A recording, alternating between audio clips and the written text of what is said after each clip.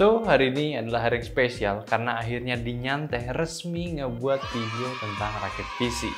Sialah, dari awal bikin channel pengennya gitu ya, jadinya malah sekarang gitu. Lama emang, tapi nggak apa-apa. Walaupun dari spek yang akan gua rakit ini bukan spek yang gue bener-bener inginkan di awal, seenggaknya masih bisa nih jadi racun buat kalian. Jadi tunggu apa lagi? Kita bumper dulu.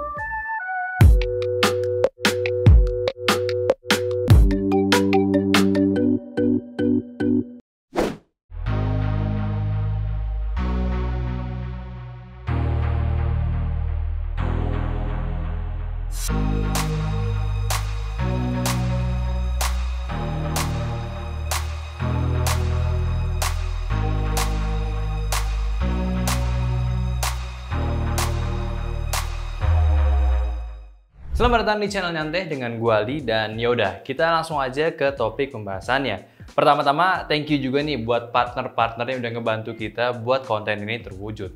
Ini suatu kayak langkah awal juga nih buat konten rakit PC nantinya di channel ini, oke?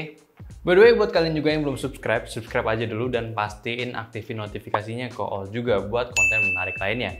Plus buat yang tertarik juga untuk join Discord kita, langsung aja linknya di deskripsi. Karena di sana kalian bisa ngobrol bareng teman-teman Nyanteh, ngobrol informasi, share rekomendasi, atau obrolan produktif lainnya.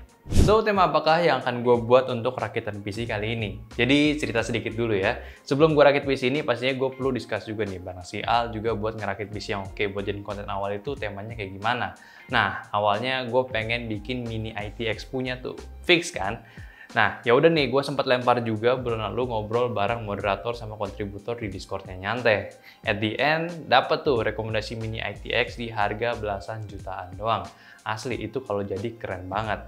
Cuma karena ya kita belum punya budget gede buat ngebeli satu-satu partnya dan lagi agak resiko juga gambling harga GPU sama CPU yang naik turun harganya, ya kita cari pertolongan pertama ala-ala reviewer, yaitu pinjem barang dan jadi tuh. Cuma ya dari gua pun harus ngerti nih, ketersediaan unit nggak akan selalu sesuai dengan yang kita udah diskusin di awal. Tapi ya udahlah, beberapa part diganti yang hopefully masih meet sama kebutuhan gua. Dan jadilah PC Micro ATX. Well, untuk spesifikasinya sendiri gue tetap padet-padetin ya, nggak bakalan mahal kalau kita lihat dari harga MSRP per partnya. Pertama, CPU kita pakai Ryzen 5 3600X, Mobo MSI B550M Mortar, GPU MSI GeForce RTX 3060 Gaming X, RAM Corsair 2x8GB 3200 mAh DDR4 Vengeance LPX, SSD Team Group CX2 512GB, PSU-nya Cooler Master Elite V4, terus CPU Cooler Side Air Mugen 5, case Techwear Forge M, fan casing Side KZ Flex 120. Langkah pertama seperti biasa dalam rakit PC, gua unbox dulu motherboardnya dan langsung dipasangin dengan CPU-nya. Simple, tinggal sesuaiin segitiga penanda, masukin yang nggak usah dipencet, langsung dikunci. Abis itu gue juga langsung pasangin RAM-nya juga di slot 2 sama 4 biar optimal dan kunci juga. Selanjutnya pakein CPU cooler. Gue lebih suka pasang duluan karena ya nyamannya mainan sama pasta itu sebelum pasang di case-nya. Jadi gue pasang pertama, agak ribet memang dipasangin ke case-nya nanti. Cuma ya gue lebih suka begitu, apalagi kalau pakai water cooling punya. By the way, ada sedikit perubahan juga ya untuk si CPU coolernya. Awalnya ini kan dapat fan abu-abu. Cuma gue agak bimbang nih mau ganti putih atau tetap abu-abu. Sempet gue ganti putih, cuma karena yang putih kayaknya lebih cocoknya ke case, jadinya gue balikin lagi nanti di akhir gue rakit. Next, udah masuk ke case nih motherboardnya sama perintilan lainnya. Waktunya gue pasang SSD. Karena gue nggak pakai M.2 SSD, pastinya untuk case zaman sekarang tuh banyak yang nyembunyiin penempatan SSD atau HDD-nya. Dan untuk di case ini tuh berada di bawah PSU shieldnya dan sebelahan sama PSU-nya. Sebelum gue kelarin pasang PSU dan GPU-nya, biasa di step ini gue bakalan colokin dulu nih kabel-kabel case-nya sama fan-fan-nya ke bagian motherboard. Agak tricky memang, karena nggak semuanya itu akan sama dan terkadang ada perbedaan fitur dari case ataupun motherboard-nya. Jadi gue perlu sedikit thinking nih, posisi yang pas dan usable itu seperti apa dan lewatnya lewat mana sih kabelnya. Paling problemnya di sini untuk di bagian case-nya aja. Fan bawaannya itu pakai port yang kompatibel dengan controllernya. Karena ada RGB dan sedangkan fan yang akan gue pakai itu yang si Shide itu tuh belum kompatibel dengan controller si Techwear punya. Jadi gue perlu ngakalin keempat port si fan-nya ini buat disambung ke motherboardnya. Untungnya masih nyampe kabel port-portnya yang disediain. Lanjut, harusnya di bagian ini gue mesti pasang PSU-nya dulu. Cuma karena ada miskom tentang unit yang gue butuhin, jadi gue delay dulu sehari. Tadinya tuh gue mau Cooler Master Elite 500, tapi yang datang malah versi Elite 500P. Yang mana untuk versi ini VGA pin-nya itu cuma 1x8 pin aja yang didapat. Gue itu kan butuhnya 1x8 pin sama 1x6 pin atau 2x8 pin buat si 3060-nya. Oke, keesokan harinya datang tuh si PSU. Gue sambungin semuanya ke motherboard bagian atas sama sampingnya, SSD dan juga GPU-nya. Akhirnya semuanya selesai. Sudah terpasang semua dan di proses ini juga sebetulnya gue sempet tuker fan yang ada di CPU cooler balik ke stoknya. Dan fan putihnya ini gue taruh 3 di depan dan 1 di belakang agar lebih estetik di penampilannya. Dan habis itu jadi booting awal, dapat sinyal di monitor, cek singkat di BIOS, colok semua atau enggak, dan siap gue install OS-nya. Habis itu langsung deh kita bahas ke pembahasan selanjutnya.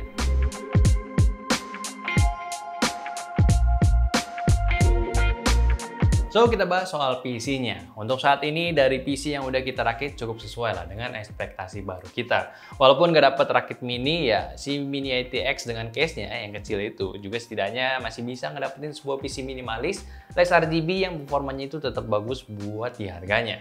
Dan ya, sebelum kalian nyerang, gue juga udah cukup sadar dari beberapa part yang gue pakai itu kurang balance sebenarnya.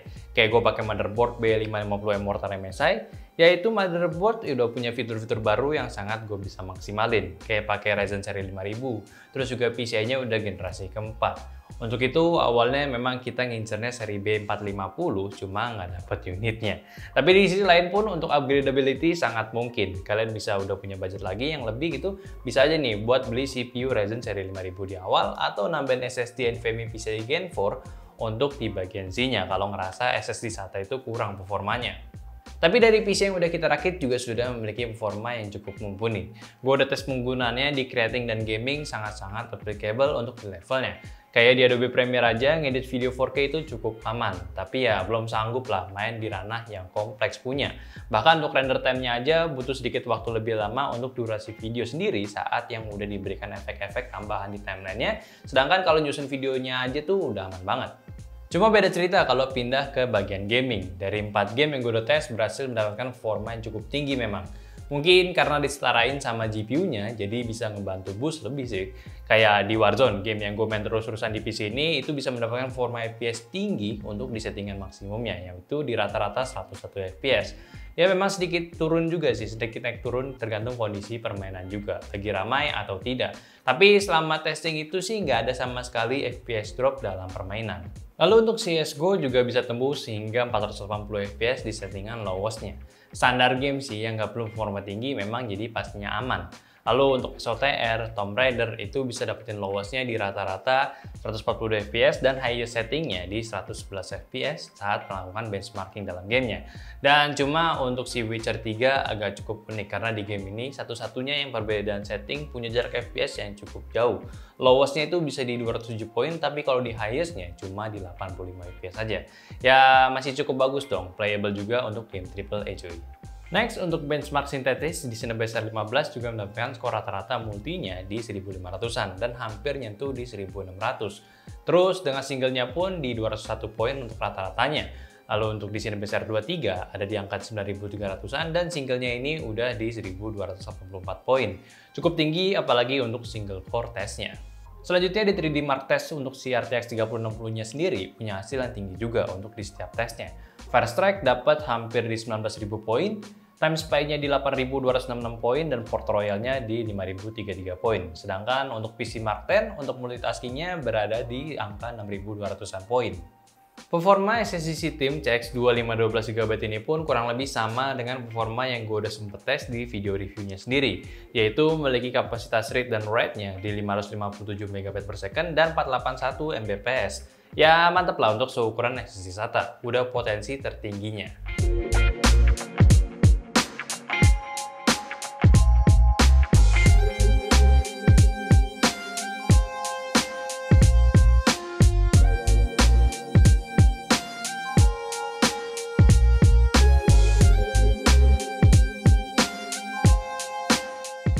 So untuk pengaturan thermalnya sendiri, gue pakai heatsink fan-nya dari Side. Buat gue ini semacam opsi lainnya kayak punya Note 2 yang memang mainnya itu di ranah heatsink fan. Kalau dari build udah proper banget, legit, cuma memang nggak semewah punyanya Note 2. Tapi kalau kita tes performa pengaturan thermalnya untuk CPU dengan bantuan pasta dari Deepcool, saat gua tes sih suhunya bisa tahan di angka 73 derajat pas gua stres pakai AIDA. Dan idle-nya sendiri pun bisa tahan di angka 44 derajat Celcius. So, gua udah cukup suka lah sama si set Mugen 5 ini. Gue biasanya kalau rakit PC yang bagus tapi tetap irit, umumnya ada yang gue korbanin. Dan biasanya sih gue selalu korbanin di bagian case-nya yang gak terlalu mahal, agar gue nggak boncos-boncos banget nih untuk budgetnya. Dan sekarang juga udah banyak pilihan versi budget untuk case dengan desain yang gue bisa katakan hampir menyamai dengan sebuah case premium. Contohnya kayak punya Techwear ini. Untuk casing seharga 600 ribuan gue nggak merasa kecewa karena fiturnya sendiri udah mulai friendly use banget. Bongkar-bongkarnya juga udah nggak susah lah. Skrunya pun udah nggak perlu obeng lagi. Dapat tempered glass pula di bagian sampingnya dan untuk ruang kabel masih cukup luas. Kalian bisa aja nih selipin kabel PSU tambahan atau kayak gue yang non-modular ini di area HDD-nya. Jadi nutup casingnya tuh nggak susah. Airflow casingnya juga bagus, kita bisa masukin 3 buah fan depan atau pakai radiator juga nih buat yang ayu. Dan di atasnya pun juga bisa dipakai radiator lagi dengan 2 fan 120 mili. Ya karena gue nggak pakai water cooler sih ya, gue pakai 3 fan aja yang putih non LED di depan, 1 di belakangnya, sama di atasnya gue biarin kosong aja. Paling minusnya untuk casing ini buat build quality-nya kerasa pakai bahan besi yang tipis punya aja sih. Itu doang dan wajar untuk di harga yang cukup low budget.